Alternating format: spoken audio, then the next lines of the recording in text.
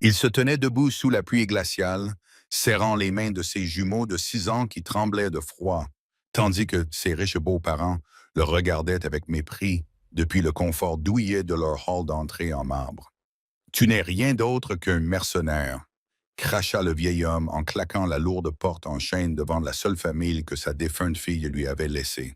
Il pensait s'être simplement débarrassé d'un soldat ruiné et en deuil. Ils pensaient que la partie était terminée, mais ils avaient commis une erreur de calcul fatale.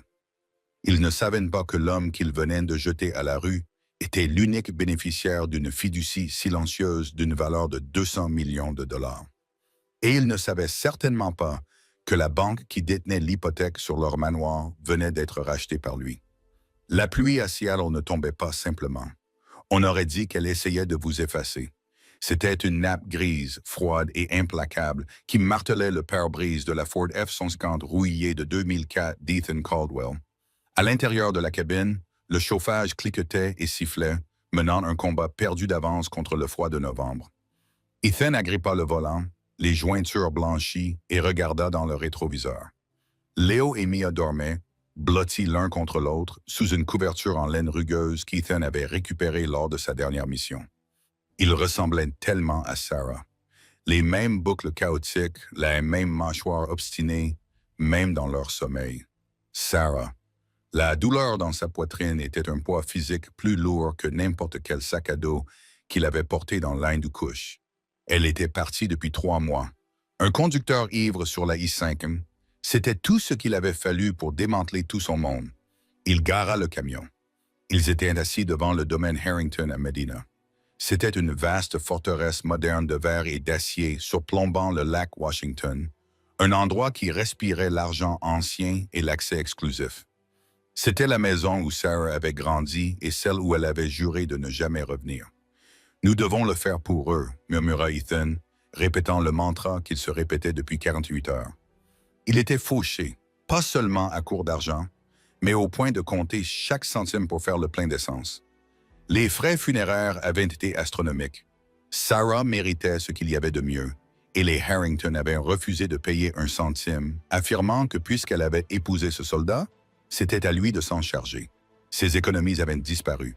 Ses papiers de démobilisation étaient insignés. Il était un opérateur de niveau 1, un Navy SEAL avec un dossier en grande partie expurgé. Et pourtant, il ne pouvait pas payer le loyer de leur petit appartement à Tacoma.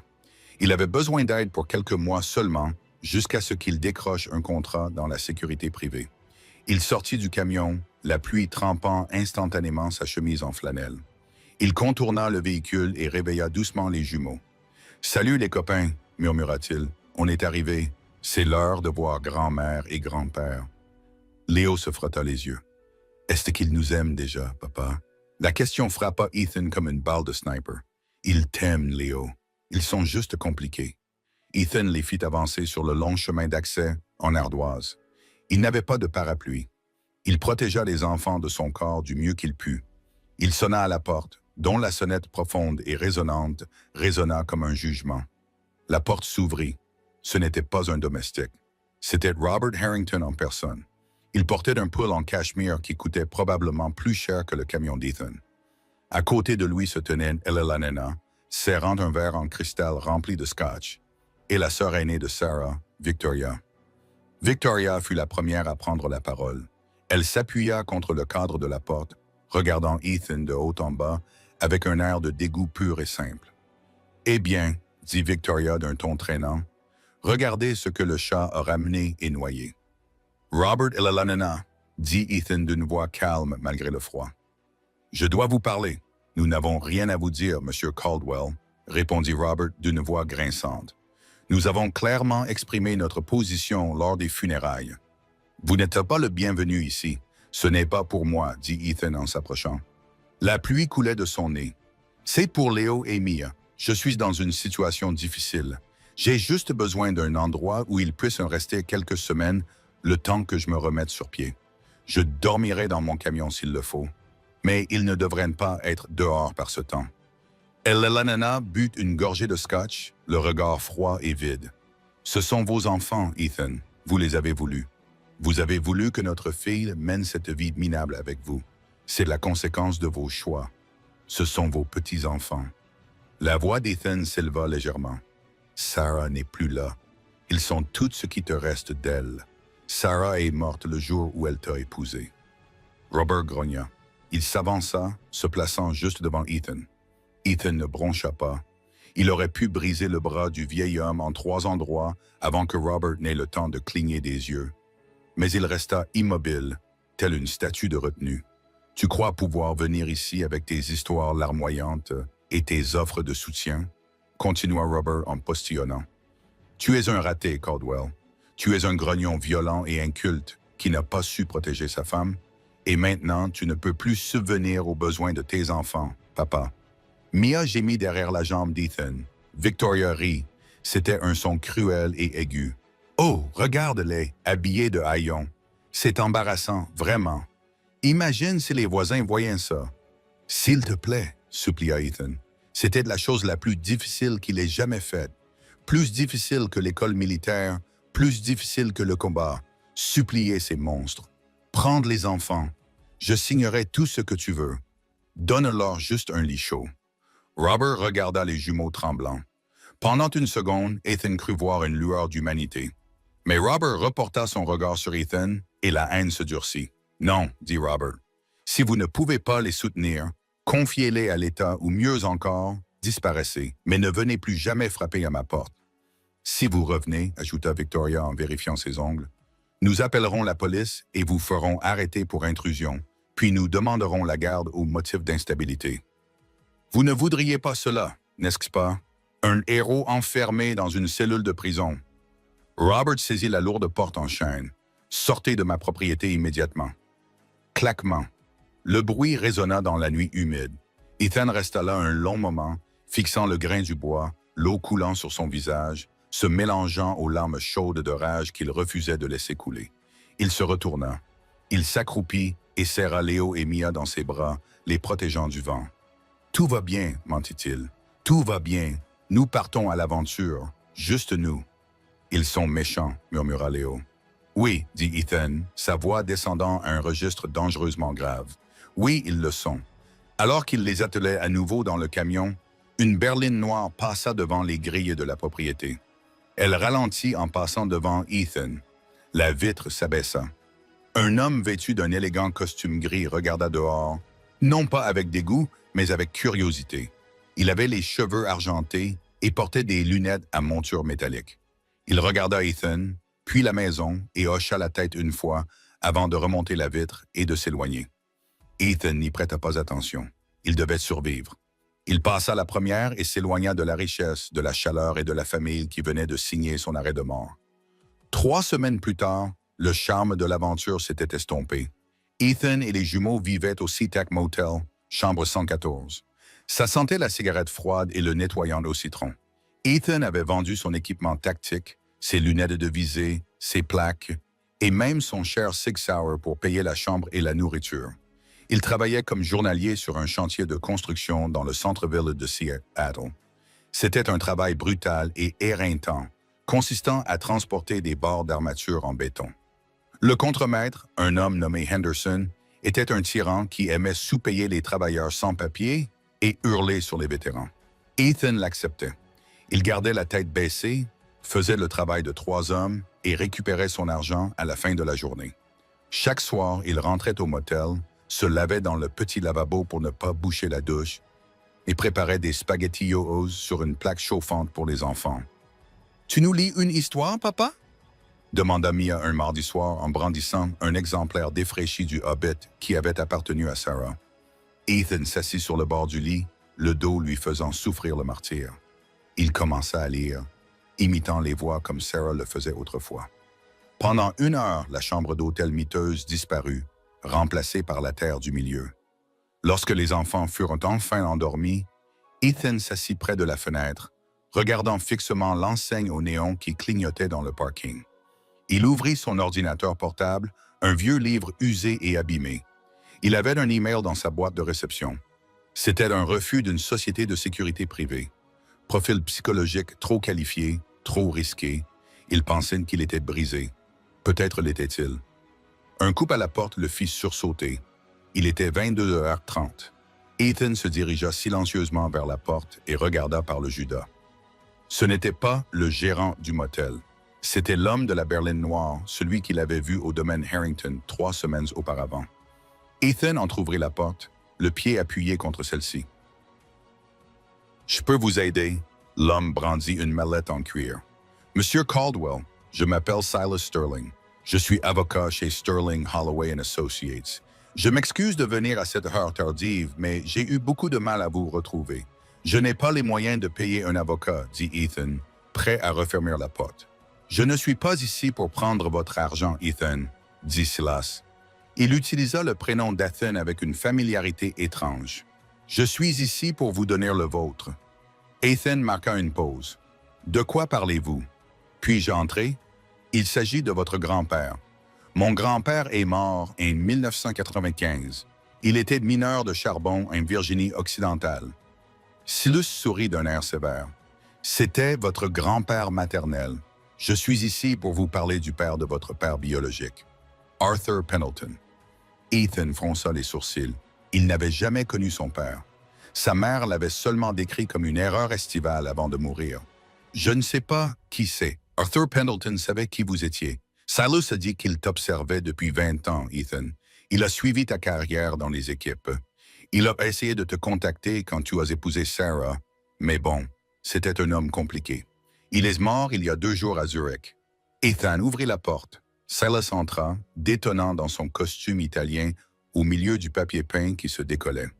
Il s'assit sur la chaise bancale et ouvrit sa mallette. Il en sortit une épaisse pile de documents reliés dans du velours bleu. Arthur Pendleton était le fondateur de Pendleton Dynamics. Silas commença. Contrat de défense et aérospatiale, logistique maritime. C'était un milliardaire discret. Il n'aimait pas la presse. Il n'avait pas d'autres enfants. Seulement votre père, qui est décédé avant qu'Arthur puisse le légitimer. Silas fit glisser une feuille de papier sur la table en stratifié bon marché. Voici le testament d'Arthur Pendleton. Dans ce document, il vous reconnaît comme son seul héritier vivant. Ethan regarda le papier. Le jargon juridique brouilla son regard. Qu'est-ce que cela signifie? Cela signifie, dit Silas en se penchant en avant, qu'à partir de 9 heures ce matin, vous êtes propriétaire d'actifs totalisant environ 212 millions de dollars après impôts. Vous détenez également des participations majoritaires dans plusieurs grandes entreprises. Ethan éclata de rire. C'était un rire sec et creux. Est-ce une blague? Robert vous a-t-il envoyé pour se moquer de moi? Robert Harrington tente actuellement de refinancer la dette de son entreprise, car il a fait de très mauvais investissements dans le forage offshore, dit calmement Silas. Il est désespéré. Il n'est pas en mesure de m'engager. En fait, il est terrifié par mon cabinet. Ethan fixa l'avocat. Le monde semblait basculer sur son axe. 200 millions. Pourquoi maintenant? Murmura Ethan. Pourquoi n'a-t-il pas aidé quand Sarah était malade, quand nous étions en difficulté? Il voulait le faire, dit Silas doucement. Mais Arthur avait un code. Il voulait voir si tu avais l'étoffe d'un héros. Il voulait voir si tu pouvais survivre à l'épreuve du feu. Il te respectait, Ethan, plus que tu ne le penses. Il a laissé une lettre. Silas tendit une enveloppe scellée. Sur le devant, une écriture tremblante disait « Ô guerrier ». Ethan ne l'ouvrit pas. « Pas encore. Il y a encore une chose, » dit Silas, les yeux brillants d'une soudaine acuité prédatrice. Une partie du portefeuille dont tu viens d'hériter comprend une entité distincte appelée North Isle Capital. C'est une société de capital investissement. D'accord, dit Ethan, encore sous le choc. Alors, continua Silas avec un petit sourire malicieux aux lèvres. North Isle Capital détient actuellement l'hypothèque principale et les prêts commerciaux de Harrington Industries et du domaine Harrington. La pièce devint silencieuse. Le seul bruit était le ronronnement du mini-réfrigérateur. Ethan regarda les jumeaux qui dormaient dans le lit. Il pensa à la pluie. Il pensa à la porte claquée. Il pensa au rire de Victoria et à la crachat de Robert sur son visage. Tu n'es rien d'autre qu'un mercenaire. Ethan leva les yeux vers Silas. La douleur dans ses yeux fut lentement remplacée par quelque chose de plus froid, de plus tactique. « Robert est-il au courant? » demanda Ethan. « Non, répondit Silas. Le transfert de propriété est aveugle. Pour autant qu'il sache, il doit de l'argent à la banque, mais c'est à vous que la banque rend des comptes. Ethan se leva. Il se dirigea vers la fenêtre et regarda la ville plongée dans l'obscurité. Il n'était plus seulement un soldat mis au rebut. Il était l'ennemi à l'intérieur des portes. « C'est lousse, » dit Ethan en se retournant. « Dans combien de temps pouvons-nous accéder au fond? » Immédiatement. J'ai une carte noire dans cette mallette avec une limite qui n'existe pratiquement pas. « Bien, » dit Ethan. « Fais-nous quitter ce motel. Réserve-nous une suite aux Four Seasons, puis organise une réunion avec les Harrington. » « Non, » dit Ethan. « Pas encore. Je veux acheter le Country Club où ils organisent leur gala de charité annuel la semaine prochaine. J'ai besoin d'une coupe de cheveux et d'un costume. » Silas ferma sa maillette avec un clic satisfaisant. « Je pense que ce partenariat va être très intéressant, Monsieur Caldwell. »« Ne m'appelez pas Caldwell, » dit Ethan en regardant l'enveloppe de son grand-père. « Pendant les prochaines semaines, jusqu'à ce que je sois prêt à frapper un grand coup, présentez-moi sous le nom de Monsieur Pendleton. » Le gala annuel d'hiver des Harrington était l'événement mondain de la saison à Seattle. Il se tenait à l'Aurora Heights Country Club, un lieu si exclusif que l'adhésion exigeait un échantillon de sang et une liste d'attente de 10 ans. La salle de bal était une mer de diamants de velours et de rires forcés. Robert Harrington se tenait au centre de tout cela, tenant sa cour. Il avait de l'air majestueux dans son smoking, même si les poches sous ses yeux étaient plus lourdes que d'habitude. Les rumeurs sur ses difficultés financières circulaient dans toute la ville, mais ce soir-là, il s'agissait de projeter une image de force. « Le marché est volatile, certes, » disait Robert à un groupe d'investisseurs nerveux, serrant un peu trop fort sa flûte de champagne. « Mais Harrington Industries est insubmersible. Nous avons des liquidités. »« Ce n'est pas ce que dit la rue, Bob, » marmonna un homme nommé Jenkins. « Nous avons entendu dire que la banque exigeait le remboursement des prêts. » « C'est absurde, » intervint Victoria Harrington en s'approchant de son père. Elle portait une robe rouge au décolleté trop plongeant, couverte de bijoux ayant appartenu à sa défunte mère. « Papa a tout sous contrôle. Nous sommes les Harrington. Nous ne connaissons pas l'échec. » Depuis l'ombre de la mezzanine surplombant la salle de bal, Ethan observait la scène. Ce soir-là, il ne portait pas de flanelle. Il portait un smoking Tom Ford sur mesure, taillé à la perfection pour dissimuler l'épaisseur de ses épaules, tout en accentuant la grâce dangereuse de ses mouvements. Ses cheveux étaient coupés courts, sa barbe taillée en une ligne nette et imposante. Il ressemblait à un roi. À ses côtés se tenait Silas Sterling.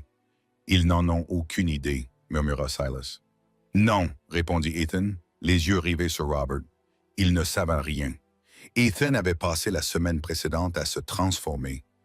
Il avait installé les jumeaux dans la suite présidentielle de Four Seasons et engagé une nounou de haut niveau, une ancienne infirmière de combat nommée Sarah, que les enfants adoraient. Il avait assuré leur sécurité.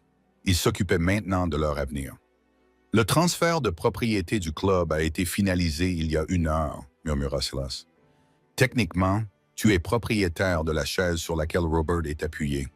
Allons lui dire bonjour, dit Ethan. Ils descendirent le grand escalier. Au début, personne ne les remarqua, mais peu à peu, un silence se fit. Il commença près de l'escalier et se propagea comme une vague. Les gens cessèrent de parler. Ils les regardaient fixement.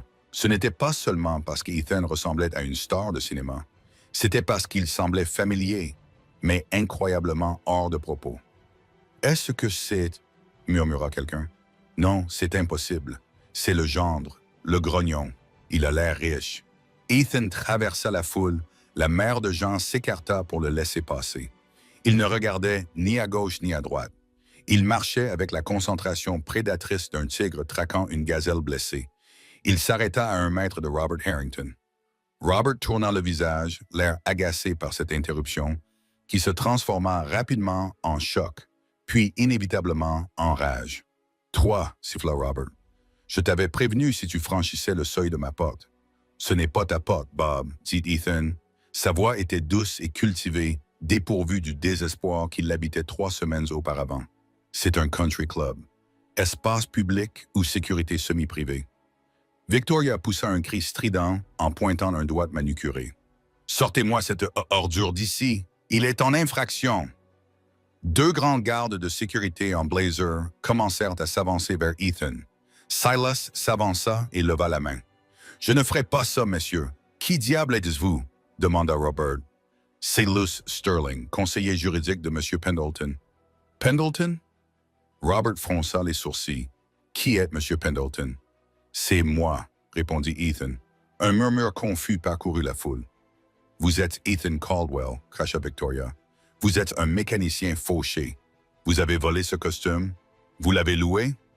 Mon nom, dit Ethan d'une voix claire qui porta dans la salle silencieuse, est Ethan Caldwell Pendleton, et depuis cet après-midi, je suis le nouveau propriétaire de l'Aurora Heights Country Club.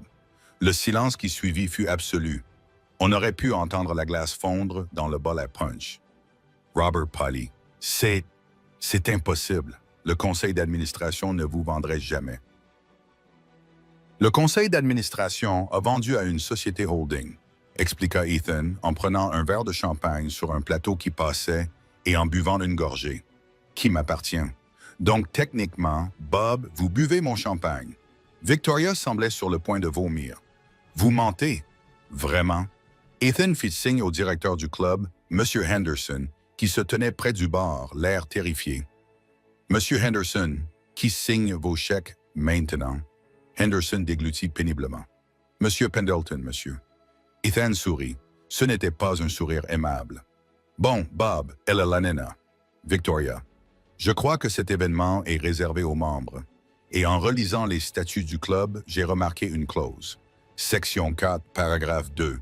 L'adhésion peut être révoquée immédiatement pour conduite indigne d'un gentleman ou d'une dame.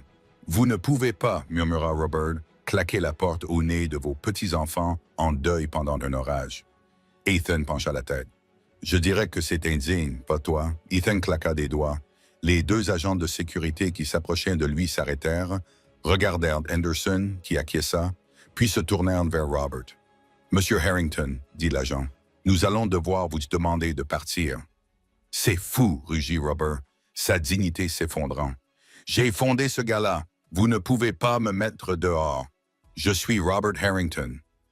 Et moi, dit Ethan en se penchant pour que seul Robert puisse l'entendre, je suis l'homme qui va vous prendre tout ce que vous avez, morceau par morceau. Escoutez-les dehors, ordonna Ethan.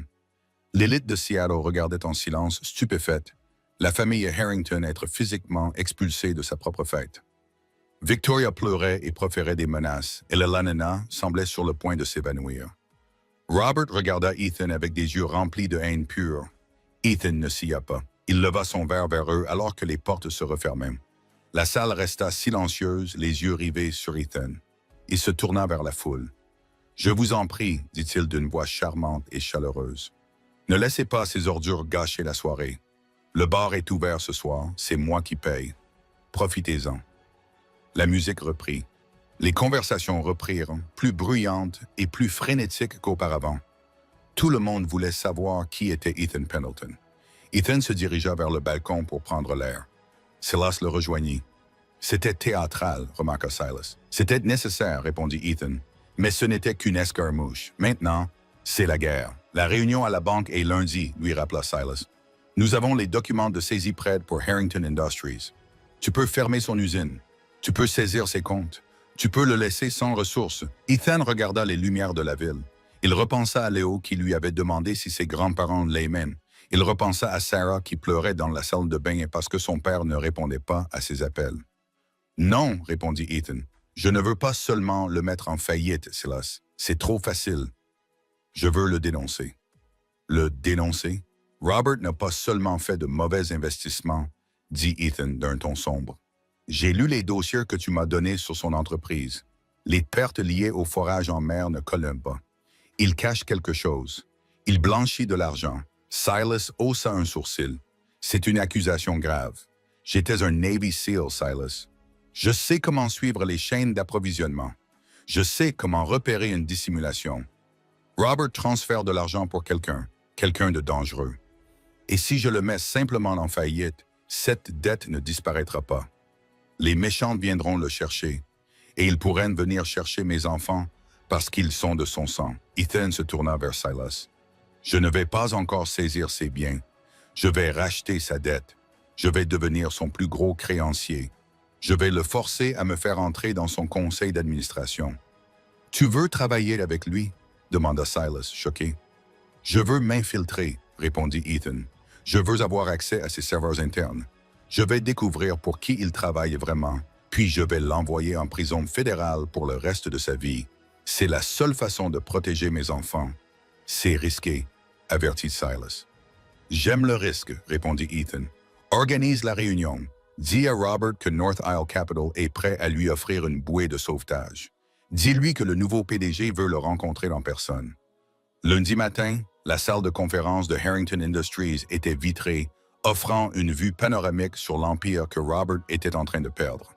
Robert était assis en bout de table, paraissant 10 ans plus vieux qu'au gala. Victoria était à ses côtés, l'air maussade.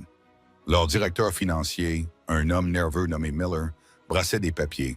« Cette North Isle Capital », dit Robert d'une voix tremblante. « Il propose vraiment un plan de sauvetage après que la banque ait coupé les vivres. Il propose de racheter la dette et de restructurer les prêts, dit Miller. Mais les conditions sont agressives. Ils veulent un siège au conseil d'administration et un droit de veto sur toutes les décisions financières. Je n'ai pas le choix, marmonna Robert. Je signerai n'importe quoi, tant que l'entreprise reste ouverte. La porte s'ouvrit. Silas entra le premier. « Messieurs, dit Silas, Mel Harrington, merci de nous recevoir. Finissons-en, grommela Robert. Où est votre PDG? Ici même, répondit une voix depuis le couloir. Ethan entra. Il portait cette fois un costume gris, élégant et intimidant. Il tenait un porte-document en cuir. Robert se leva si vite que sa chaise se renversa. « Faites sortir la sécurité. Asseyez-vous, Robert, dit Ethan calmement, en se dirigeant vers l'autre bout de la table et en prenant place en face de lui. Sinon, je demande le remboursement immédiat de la totalité du prêt et vous perdrez le bâtiment avant midi. » Robert se figea. Il regarda Miller. Miller acquiesça, terrifié. « Il détient la dette, monsieur. Il est North Isle Capital. » Robert se laissa retomber dans sa chaise, l'air d'un homme qui venait de recevoir une balle dans le ventre. « Comment avez-vous hérité? » dit Ethan simplement. « Il s'avère que je ne suis pas qu'un simple soldat. Maintenant, parlons affaires. » Victoria fixait Ethan avec un mélange de haine et d'attirance étrange et déroutante. Le pouvoir lui allait bien. « Vous voulez nous humilier? » demanda Victoria. « C'est ça? Vous voulez nous faire supplier? » « Je me fiche de vos sentiments, Victoria, » dit Ethan froidement. « Ce qui m'importe, c'est l'actif. Cette entreprise est en train de saigner. Je suis ici pour arrêter l'hémorragie. » Ethan fit glisser un document sur la table. « J'injecte 50 millions de dollars dans l'entreprise. » En espèces, Robert écarquilla les yeux. 50 millions, c'était le salut. « En échange, poursuivit Ethan, je prends une participation majoritaire de 51%.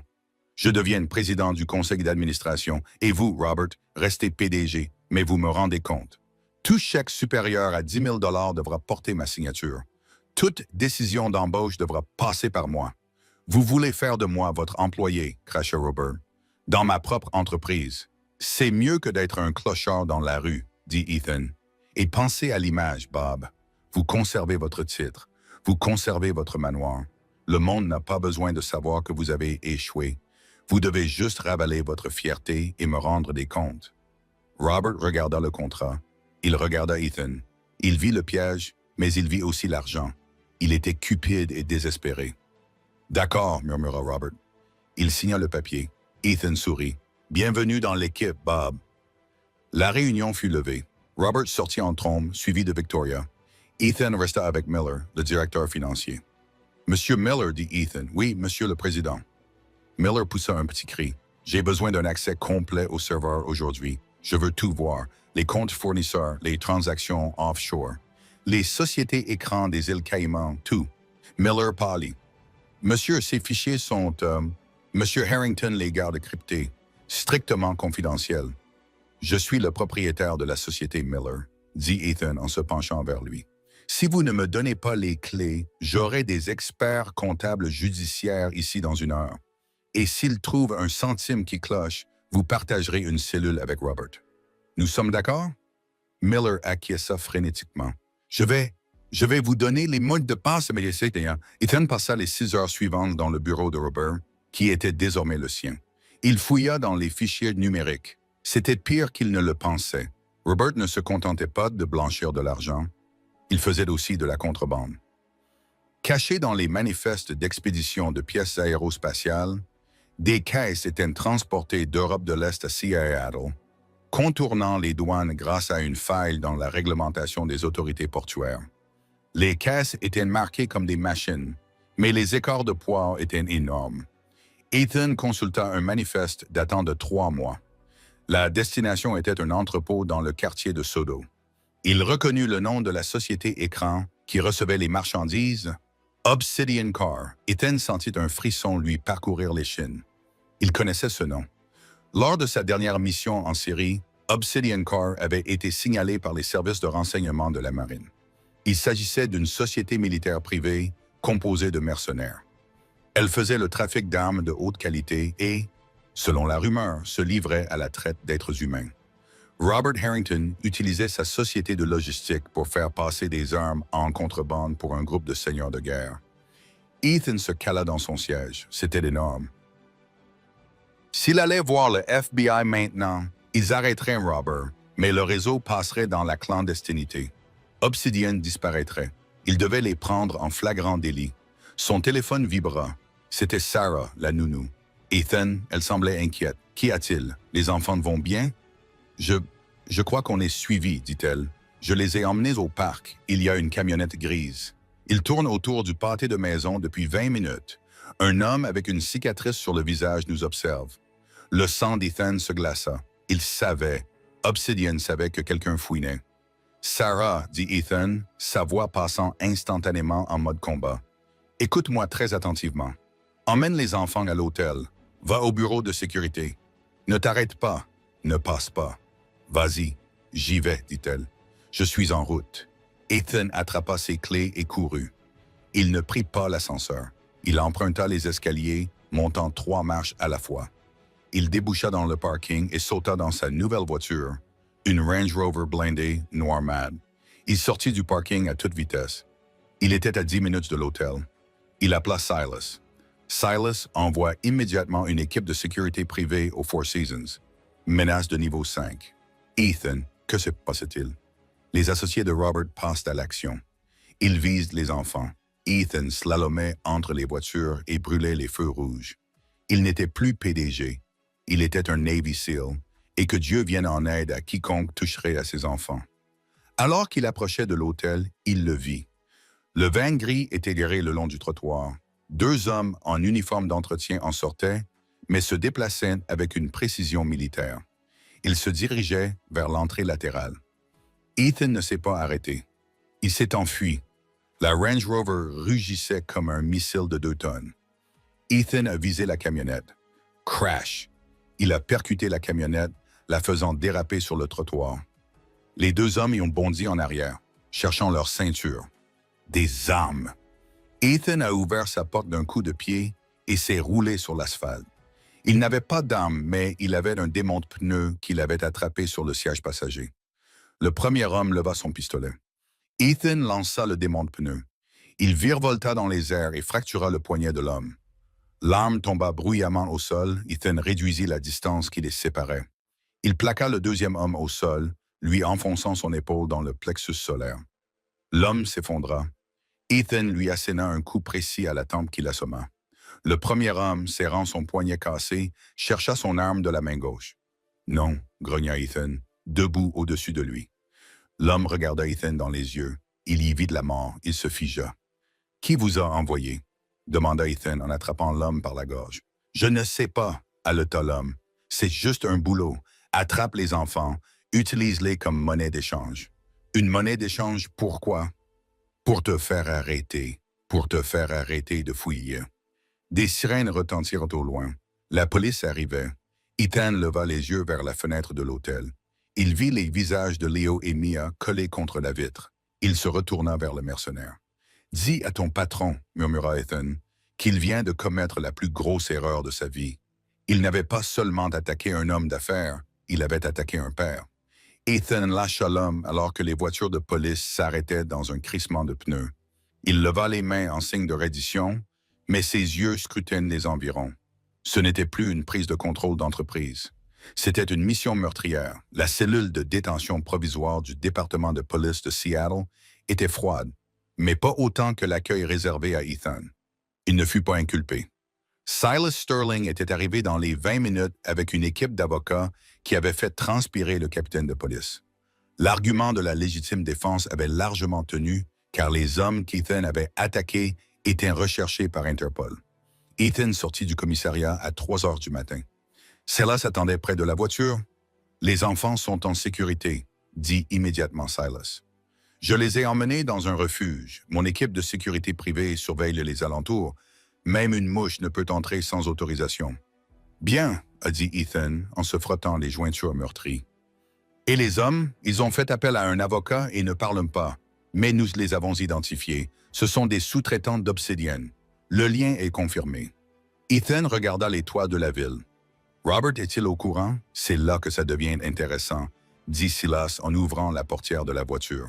« Nous avons mis le téléphone de Robert sur écoute il y a 1 heure. Il est paniqué. Il a appelé un numéro en Russie à accès restreint.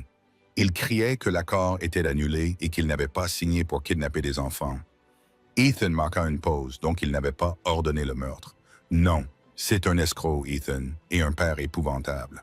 Mais c'est aussi un lâche. Kidnapper ses propres petits-enfants, c'est trop risqué, même pour lui. Il a perdu le contrôle de ses partenaires. Ce qui signifie, dit Ethan en montant dans la voiture, qu'il est désormais un boulet pour eux. Ils vont le tuer pour régler le problème. » Ethan regarda par la fenêtre, tandis qu'il roulait dans les rues glissantes sous la pluie. Il détestait Robert Harrington. Cet homme l'avait laissé, lui et ses enfants, pourrir. Mais Robert était le père de Sarah. Et si Robert mourait, la piste menant à l'Obsidienne pourrait mourir avec lui. Nous devons le sauver. Ethan prononça ces mots avec un goût de cendre dans la bouche. « Excusez-moi. » Silas le regarda comme s'il était fou. « Sauvez l'homme qui vous a craché dessus. J'ai besoin qu'il reste en vie pour témoigner. Et malgré tout, Léo et Mia aiment leur grand-père. Je ne peux pas le laisser se faire exécuter par des mercenaires. Où est-il maintenant? Il est au domaine. Il essaie de s'enfuir. Nous avons intercepté un virement bancaire. Il transfère 2 millions aux îles Caïmans. Faites demi-tour, dit Ethan au chauffeur. Nous retournons à Medina. Le domaine Harrington était plongé dans l'obscurité lorsqu'ils arrivèrent. Le portail était ouvert, mauvais signe. Ethan n'attendit pas les renforts. Il dit à Silas de rester dans la voiture et d'appeler la police. Il remonta l'allée, restant dans l'ombre des haies soigneusement taillées. La porte d'entrée était un bocal. Ethan se glissa à l'intérieur. La maison était silencieuse, mais c'était le silence d'un souffle retenu. Il sentit une odeur de cigare, un tabac bon marché et âcre que Robert ne fumait pas. Il se dirigea vers le salon. Là, agenouillés sur le tapis persan de grande valeur, se trouvaient Robert et Ella Lanena. Victoria sanglotait sur le canapé. 3 hommes se tenaient debout au-dessus d'eux.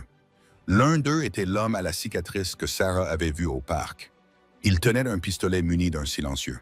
« Je t'en prie, » suppliait Robert, les larmes coulant sur son visage. « Je n'ai rien dit. Je partirai. Je disparaîtrai. »« Tu es un problème, Bob, » dit l'homme à la cicatrice, avec un fort accent russe. « Tu as laissé ton gendre s'approcher trop près. Maintenant, il a les dossiers. Nous devons nettoyer la maison. » L'homme leva son arme. Ethan n'hésita pas. Il attrapa un lourd buste en bronze représentant César sur une table d'appoint et le lança. Il s'écrasa sur la tête du tireur le plus proche dans un craquement écœurant. L'homme s'effondra, le chaos éclata. L'homme balafré se retourna et tira à l'aveuglette. Ethan plongea derrière un pilier de marbre, tandis que les balles éclataient de la pierre. « Courez !» cria Ethan au Harrington. « Sortez !» Robert et Ella Lanena étaient paralysés de terreur. Victoria hurla. Ethan jeta un coup d'œil. Le 3e tireur se déplaçait pour le prendre à revers. Ethan balaya la pièce du regard. Il aperçut un tisonnier près de la cheminée. Il roula sur lui-même. Il attrapa le tisonnier. Lorsque le tireur contourna la colonne, Ethan frappa bas, lui brisant les genoux. L'homme tomba et Ethan le fit taire d'un coup à la mâchoire. 2 de moins, plus qu'1. Le chef balafré Ethan se releva. L'homme balafré avait attrapé Victoria. Il avait appuyé son arme contre sa tempe. « Lâche ton arme » cria l'homme, « ou la princesse meurt. » Ethan resta immobile, le tisonnier à la main. Il regarda Victoria. Elle le regarda en retour, les yeux écarquillés de terreur. Pour la première fois, elle ne le regardait pas comme s'il était un moins que rien. Elle le regardait comme s'il était son seul espoir. « Laisse-la partir, dit Ethan calmement. Tu ne sortiras pas d'ici. La police est à 2 minutes. Je la tue. Je te tue. Je pomme. » L'homme grogna. « Tu ne peux pas me tuer, dit Ethan en faisant un pas en avant. « C'est moi qui ai percuté ton van. Souviens-toi, dit l'homme en tressaillant. Cette hésitation était tout ce dont Ethan avait besoin. Il lança le tisonnier. Il ne visait pas l'homme. Il s'écrasa contre le lustre en cristal au-dessus de leur tête. L'énorme luminaire s'écroula. L'homme leva les yeux, distrait pendant une fraction de seconde. Ethan bondit. Il plaqua l'homme au sol, lui faisant lâcher son arme. Ils roulèrent sur le sol, heurtant table basse et vase. L'homme était fort, mais Ethan se battait avec la rage d'un père et la précision d'un phoque. Il a immobilisé l'homme. Il ne l'a pas frappé. Il a simplement appuyé sur l'artère corrompue. « Dors !» a murmuré Ethan. L'homme s'est affaissé. Ethan s'est relevé, haletant. Il a regardé autour de lui le salon saccagé. Robert et Elelanena étaient recroquevillés dans un coin. Victoria tremblait, couverte de poussière de verre.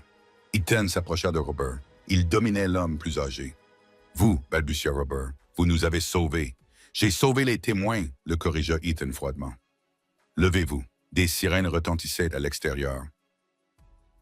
Des lumières bleues et rouges clignotaient à travers les fenêtres. « Ethan » pleura Elelanena en tendant la main. « Merci. Oh, mon Dieu, merci. » Ethan ignora sa main. « Ne me remerciez pas. »« Faites vos valises. Vous allez être placé en détention préventive. »« En détention préventive ?» demanda Robert. « Mais ma réputation. »« Votre réputation est morte, Bob, dit Ethan. Vous allez tout raconter au FBI à propos d'Obsidian. Vous allez donner des noms ou je vous laisserai ici pour la prochaine équipe qu'ils enverront. Et croyez-moi, la prochaine équipe ne manquera pas son coup. » Robert regarda sa femme et sa fille. Il s'effondra. Son arrogance avait enfin disparu. « D'accord, murmura-t-il. « D'accord. » 2 mois plus tard, le scandale avait secoué Seattle jusqu'à ses fondations. L'affaire Harrington était sur toutes les chaînes d'information. Robert Harrington était devenu témoin à charge, dénonçant un réseau international de trafic d'armes. Obsidian Corp avait été démantelé, ses dirigeants arrêtés sur 3 continents. Robert et sa famille avaient été placés sous protection des témoins. Ils vivaient dans une petite maison de ville à Omaha sous le nom de Smith.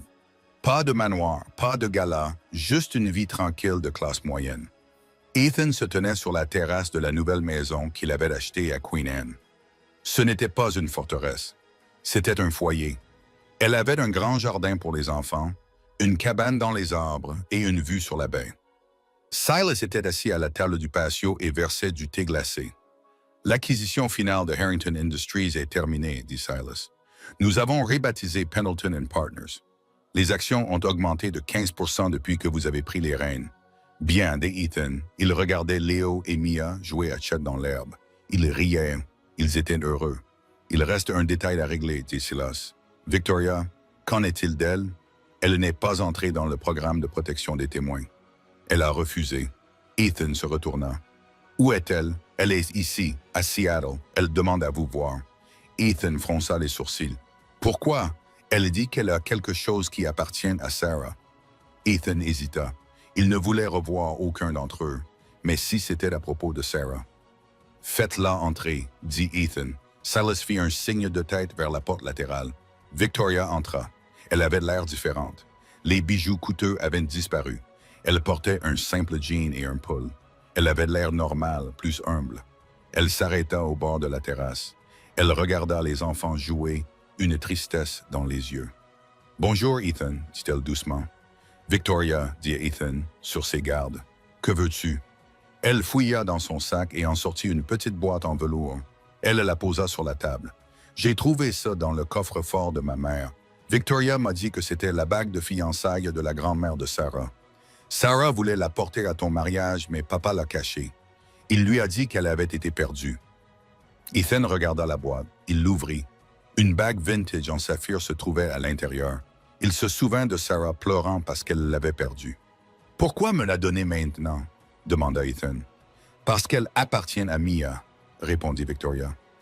Un jour, elle leva les yeux vers lui, les larmes aux yeux. « Je sais que nous ne pourrons jamais réparer ce que nous avons fait. Nous avons été horribles. Nous avons été des monstres. Je m'en rends compte maintenant. Te voir te battre pour nous, Te voir nous protéger après tout ce que nous t'avons fait, cela a brisé quelque chose en moi. La partie mauvaise, je pense. Ethan l'observa attentivement. Il vit un remords sincère. Cela n'effaçait pas le passé, mais c'était un début. Merci, dit Ethan en fermant la boîte. Je travaille maintenant, dit Victoria avec un petit sourire dépréciatif. Réceptionniste dans un cabinet dentaire. C'est différent, mais j'apprends. Tant mieux pour toi, dit Ethan. Et il le pensait vraiment. Je peux? Elle hésita. Je peux juste leur dire bonjour? Juste une seconde, Ethan regarda les jumeaux. Léo avait arrêté de courir et regardait sa tante. Ethan pensa à Sarah. Elle avait un grand cœur, elle aurait voulu le pardon. Pas l'oubli, mais le pardon. Léo Meyer appela Ethan. Viens ici une seconde. Les enfants accoururent. Tu te souviens de ta tante Victoria? Léo plissa les yeux. La méchante dame. Victoria grimaça. Oui, Léo, la méchante dame. Mais j'essaie de ne plus être méchante. Elle s'accroupit. Je voulais juste vous dire que je suis désolé pour tout. Et votre père est l'homme le plus courageux que je connaisse. Mia la regarda, puis regarda Ethan. Ethan acquiesça légèrement. Mia s'avança et serra Victoria dans ses bras, timidement. Victoria se figea, puis ferma les yeux, une larme coulant sur sa joue. « Merci, murmura-t-elle. Elle se leva. « Je devrais y aller. Je voulais juste déposer ça. » « Victoria, dit Ethan alors qu'elle se retournait pour partir. Elle s'arrêta. « Tu es leur tante, dit Ethan. Ta famille, si tu veux venir dîner dimanche prochain. Tu peux venir, mais apporte un plat d'accompagnement. Nous n'avons pas de domestiques ici. » Victoria sourit. Un vrai sourire. « J'apporterai une salade de pommes de terre. C'est la seule chose que je sais faire. Une salade de pommes de terre, ça ira, dit Ethan. Elle s'éloigna, plus légère qu'à son arrivée. Ethan se retourna vers la vue. Silas souriait. « Vous êtes un homme meilleur que moi, Monsieur Pendleton, » dit Silas. « Non, » répondit Ethan en regardant ses enfants. « Je ne suis qu'un père et je construis un monde pour eux. Un monde où les gens ont droit à une seconde chance. Mais l'histoire n'était pas tout à fait terminée. » Le téléphone d'Ethan vibra. Numéro inconnu. Il décrocha. « Monsieur Pendleton, » dit une voix grave et déformée. « Qui est à l'appareil? Considérez cela comme une courtoisie professionnelle. Vous avez démantelé la cellule d'Obsidian à Seattle. Impressionnant. Mais vous avez pris quelque chose qui nous appartient. Un registre. Le disque dur du bureau de Robert. » Ethan serra le téléphone plus fort. Il avait gardé un disque, celui qui était crypté et qu'il n'avait pas remis au FBI. « Qui est à l'appareil? » répéta Ethan. « Nous sommes les personnes pour lesquelles Obsidian travaille, » répondit la voix. « Et nous voulons récupérer notre propriété. Si vous pensez que les Russes étaient dangereux, vous n'avez aucune idée de ce qui vous attend. Vous avez 24 heures pour apporter le disque dur au Pier 59, seul. Sinon, la prochaine fois, nous ne viserons pas les genoux. » La ligne fut coupée. Ethan regarda ses enfants. Il regarda le coucher de soleil paisible. Il soupira. Il regarda Silas. « Silas ?» dit Ethan, un sourire sinistre se dessinant sur son visage. « Appelle l'équipe et va chercher mon équipement. »« Une autre guerre ?» demanda Silas en se levant. « Non, » répondit Ethan en mettant la bague en saphir dans sa poche. « La même guerre, tu vois, Sean. Elle vient juste de passer au niveau supérieur. » Il entra dans la maison. Il n'avait pas peur. Il était un Navy SEAL. Il était un père. Et maintenant, il était milliardaire. Il avait l'argent. Il avait les compétences et il avait la volonté. Qu'il vienne. La pluie tombait à l'horizontale sur le quai 59, poussée par un vent qui hurlait depuis Puget Sound. Il était minuit. Les quais étaient déserts, un cimetière de conteneurs et de grues rouillées. Ethan se tenait seul sous la lumière jaune d'un réverbère vacillant. Il portait un simple imperméable noir, les mains dans les poches. Dans sa poche droite se trouvait le disque dur. Dans sa poche gauche, un détonateur. Un SUV noir sortit de l'obscurité, ses phares transperçant la pluie. Deux hommes en descendirent, encadrant une troisième silhouette, un homme vêtu d'un manteau en poil de chameau qui ressemblait plus à un professeur d'université qu'à un cerveau criminel. C'était le courtier. « Monsieur Pendleton, » dit le courtier, sa voix couvrant le bruit du vent. « Vous êtes ponctuel, une qualité que j'admire. Je suis ici pour mettre fin à tout cela, » dit Ethan d'une voix neutre. « Avez-vous la propriété? » Ethan sortit le petit disque dur argenté de sa poche. « Tout est là. Les noms, les racines, les comptes bancaires, tout ce que Robert cachait pour vous. Excellent. Le courtier sourit et tendit une main gantée. Donnez-le-moi et nous disparaîtrons. Vous retournerez à vos milliards et à vos enfants. Nous retournerons dans l'ombre. Ethan lança la clé USB. Elle roula sur le trottoir mouillé et s'arrêta aux pieds du courtier. Le courtier la ramassa et l'inspecta. Il fit un signe de tête à ses hommes. Tuez-le. Ethan ne broncha pas. Il ne cligna même pas des yeux. Il se contenta d'émettre un petit rire froid. Je m'attendais à ce que tu dises ça, dit Ethan. Tu es un soldat. Le courtier ricana. Tu penses pouvoir nous combattre tous les trois ici? Non, répondit Ethan. Je ne suis plus seulement un soldat. Je suis un capitaliste. Ethan appuya sur le bouton dans sa poche gauche. Soudain, les projecteurs de toute la jetée s'allumèrent. Des dizaines de lampes industrielles à haute intensité s'allumèrent, aveuglant les trois hommes. Du haut des conteneurs empilés qui les entouraient, 12 silhouettes se dressèrent. Elles se détachaient contre la lumière, tenant des fusils militaires pointés sur la poitrine du courtier. « Qu'est-ce que c'est que ça? » hurla le courtier en se protégeant les yeux. « Appelez plutôt la police! » cria Ethan en s'avançant. « Je n'ai pas appelé les flics. J'ai appelé vos agences de sécurité. » Le courtier leva les yeux. Les hommes sur les conteneurs portaient le même équipement tactique que ses propres gardes du corps. « J'ai fait quelques recherches, » expliqua Ethan d'une voix calme et dangereuse. « Votre organisation engage des prestataires indépendants pour assurer sa sécurité. Titan Defense, c'est ça?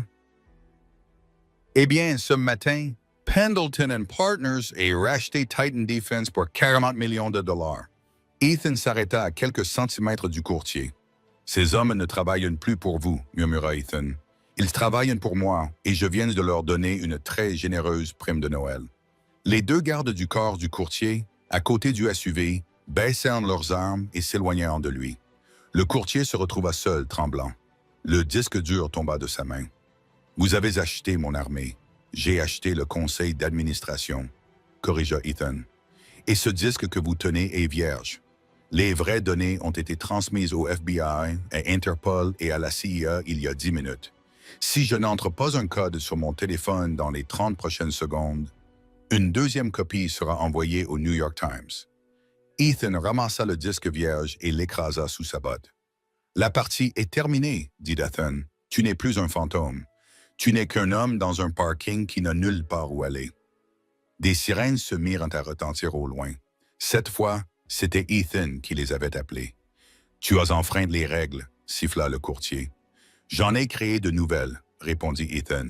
Il tourna le dos à l'homme. « Messieurs, » dit-il à l'équipe de sécurité sur les toits, « retenez-le jusqu'à l'arrivée des autorités. » Ethan s'éloigna sous la pluie, laissant derrière lui le monde criminel. Il ne se retourna pas. Il avait une recette de salade de pommes de terre à tester. Le soleil brillait sur Seattle, une journée rare et magnifique. Le Sarah Caldwell Center for Veterans and Families était officiellement ouvert. Il s'agissait d'un immense établissement situé dans le centre-ville de Seattle, entièrement financé par le Pendleton Trust.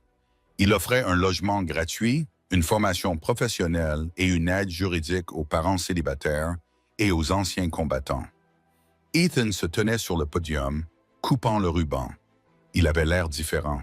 Le regard hanté dans ses yeux avait disparu, remplacé par une paix tranquille. Au premier rang était assis Silas Sterling, applaudissant poliment. À côté de lui se trouvait Victoria, tenant dans ses bras un enfant en bas âge endormi, son propre fils. Elle avait rencontré un homme gentil, un dentiste, et avait pris un nouveau départ. Et au centre se trouvaient Léo et Mia. Ils avaient maintenant 7 ans, il leur manquait des dents de devant, et ils applaudissaient leur père avec enthousiasme. Après la cérémonie, Ethan se rendit seul au jardin commémoratif situé à l'arrière du centre. Il y avait là un banc avec une plaque dédiée à Sarah, qui nous avait appris que l'amour était la seule richesse qui comptait. Ethan s'assit sur le banc, il sentit la chaleur du soleil, il ferma les yeux et murmura « On a réussi, chérie, on est en sécurité. » Il sortit son téléphone. Il avait rendez-vous avec le gouverneur dans 1 heure pour discuter de l'extension du programme. Il avait une réunion de l'association des parents d'élèves à 17 heures. Il avait une vie. Il se leva, boutonna sa veste et retourna vers les rires de ses enfants. Il était Ethan Pendleton, milliardaire. Mais surtout, il était simplement papa. Et c'est ainsi qu'un soldat rejeté a renversé la situation face à ceux qui avaient tenté de le détruire, prouvant que l'homme le plus dangereux dans une pièce n'est pas celui qui parle le plus fort, mais celui qui a le plus à défendre. Que feriez-vous si vous découvriez aujourd'hui que vous avez hérité de 200 millions de dollars? Achèteriez-vous une île ou chercherez-vous à vous venger de ceux qui vous ont fait du tort? 2. Faites-le moi savoir dans les commentaires ci-dessous. Je lis chacun d'entre eux. Si vous avez aimé cette histoire de justice et de karma, n'hésitez pas à cliquer sur le bouton « J'aime ». Cela aide vraiment la chaîne à se développer. Et n'oubliez pas de vous abonner et d'activer la cloche de notification pour ne manquer aucune histoire. La semaine prochaine, nous vous raconterons l'histoire incroyable d'un concierge qui était secrètement propriétaire du gratte-ciel qu'il nettoyait. Vous ne voudrez pas manquer ça. Merci d'avoir regardé et à bientôt pour la prochaine vidéo.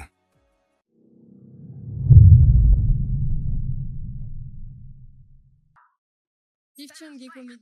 Agnew Arena. Oui, vas-y. Non, One HP Gecko. One HP Gecko. Oh, one HP last.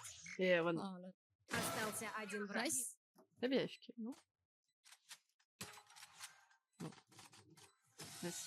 Nice, good job, team. C'est ça, c'est le Texa. Мы молодцы. Мы Ah, c'est bon là, c'est bon là, je suis bien. Run it on A. Là, je me sens bien là. Là, je me sens. Can I have Ghost? I play good with Ghost. Can I have it? What? Can I have Ghost? Can I have? Thank you. Can I? Cacao! Ah, j'ai lancé mon stream, si tu veux, tu peux me sonner. Vas-y, je fais ça après la round. Je t'ai pas sonné. Oh, oups, sorry. I stepped. 1, 2, 3.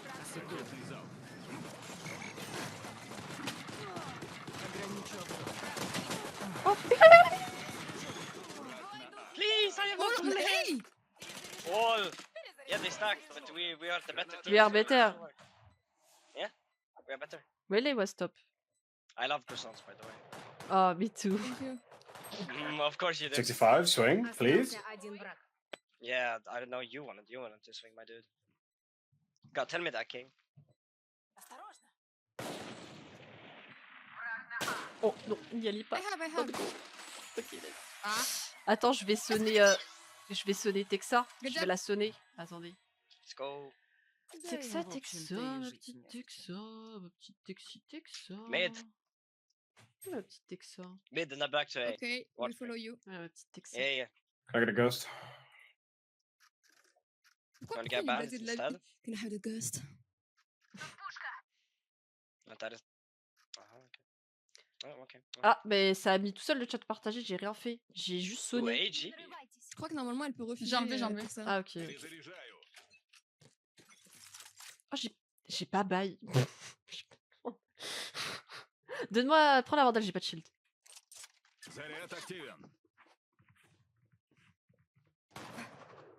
J'ai pas bail la team, je suis désolée, j'étais en train de sonner Texa. Putain, pas watch out. J'étais en train de sonner Texa. J'ai pas bail.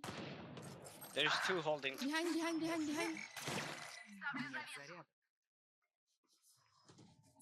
One. Merci Kata de me piquer.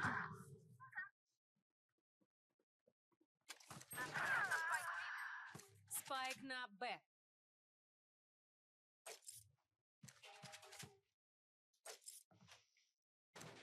Chill. He like bait sound. Остался один Mais игрок. j'étais sur sa tête. Пригнись. J'étais sur sa tête. J'étais sur sa tête. J'étais sur sa tête. J'étais sur sa tête. J'étais 30 sur secondes. sa tête. J'étais sur sa tête. Mind. Enchi, good bonus. T'as mis du délai sur toi, Go Texa? back to A. Non. Ok. J'ai lancé après la game. Mais quand je lance, généralement, je coupe tout le son, tu vois, et je mets un écran anti-streamer, comme ça les gens ne savent pas quand je lance ma game. Parce que en fait, moi en ce moment, même si genre ils savent pas quand je lance la game, ils voient Ouais, sur ils Twitch voient sur et Twitch. ils voient genre la game. Comment ça? Genre ils voient l'écran, ils voient Genre, la ils map, scrollent, ils ouais. cliquent ils dessus, ils voient les rounds et ils voient que c'est nous. Mais si tu mets un écran anti-streamer et que tu Non, coupes mais le pendant son, la game, ils Non, regardent pendant la sur game, le... Ah, ouais, pendant ils la regardent sur Twitch. game. Ah oui, en mode comme... Ouais, ok. Oops. Notre délai, il sert à rien. Notre délai, il sert à rien, puisqu'il n'y a pas de délai chez Texa. Aïe, aïe, aïe, on se rajoute de la... Oh, wait, wait. On se rajoute de la difficulté, là. Bonne.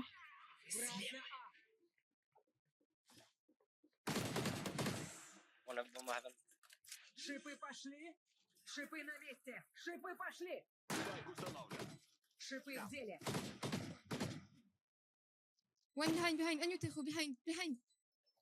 Yeah, you got it.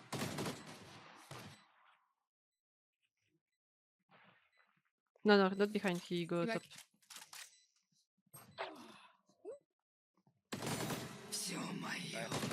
Остался один Oi! He was City. behind. One side. Остался один игрок. Ah, we have. Oh, il joue pas Splend. Il joue pas Splend. Attention. Ракета пошла. Non, pourquoi il pique? Il a une deuxième molly. Oh là là là là. Il comprend rien, lui. Клатч! Il comprend rien. You have two mollies, Tero, Default, don't default, pick. default. Doesn't matter. It's all good. Этот мир принес мне Non, много c'est pas all боли. good, là. Non. Из-за него я готов. Il a deux mollies, le gars, il pique. Default.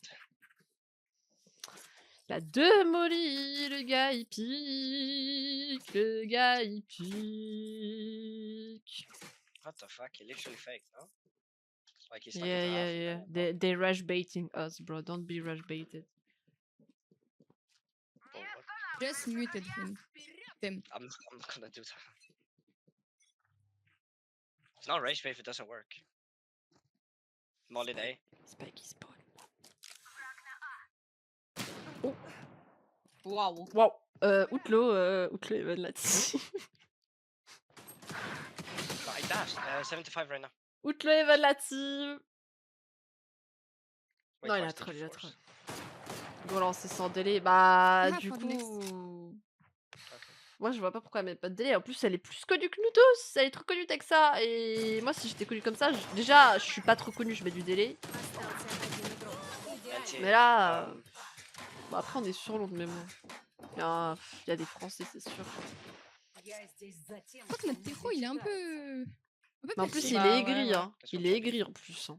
Je sais plus, il avait Qui dit parle, quoi, c'est- mais. Je suis désolée, à partir du moment où tu décales et they que tu stack a regardes le lot mur, towards the mid bon though, voilà. like, Ouais, vraiment. like they play a lot back. They're not playing like on side. Go fast. What we. Ok. Lucas Soulet, comment tu vas? Let's take a plant and take the herb. He can. Будет весело. Take orb then plan.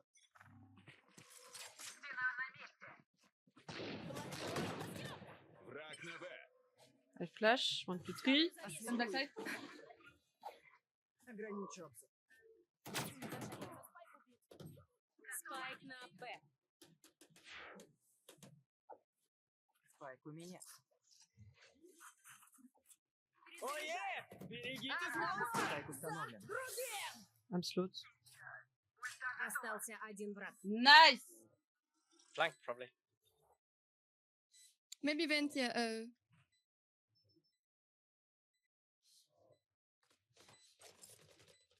Nice. May I Voilà, just on fait- Bien ask joué. what this is? What is this abomination? Who? Me? Okay, two things. You can jump past it, by the way, because there's a gap. Yeah. And I would like the wall here next time. Yeah, Yes. but I won't play here, but I know they rotating all on my ping, so I'm going to push them. Pourquoi tu parles comme un We robot? win, bro. We win. I know. I just don't En want fait, to tu me get concentres hard parce que je sais flanked. pas parler en anglais. Du coup, entre chaque mot, je dois réfléchir. Ah, c'est trop mignon. Поиграть захотелось. Поиграем. Pourquoi elle parle comme un robot? C'est quoi ça? Спайк у меня. Ah, donne le stack à Théo. Can we like veto Ah merde, the, pardon. like heaven and left side? Ставлю вспышку. Oui, whoa, oui, whoa, oui. whoa, whoa, whoa. You want to go? You want to What? go? Ограничу обзор. Okay. I tried it, okay? Hey!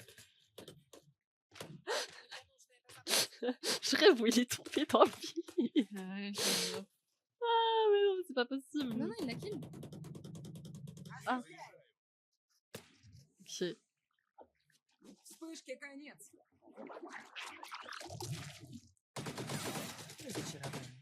Reina low. Behind.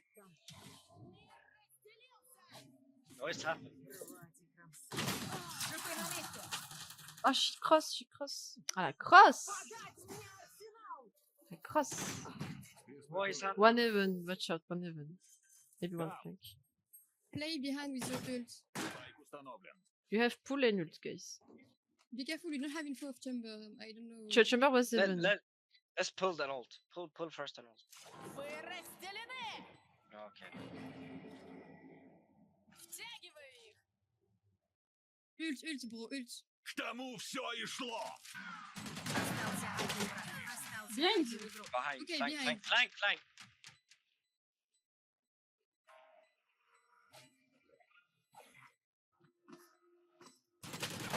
Oh mon dieu. Nice. Oh, par tous les cieux. Good Shit! J'ai eu peur. Shit! Vamos! Vamos, ouais. Vamos! Vamos. Vamos Bro. a la playa. A mi me gusta bailar. Bro, every day, Ritmo Spanish, de la every day. noche. Salsa fiesta. Bro, every day in Spanish class, my teacher plays that shit. It makes my fucking Paris ears. class, bro, it's not French. Every Every- time we. За тебя. Eh ben, сестра. Yeah, Eh ben- Eva. Oh,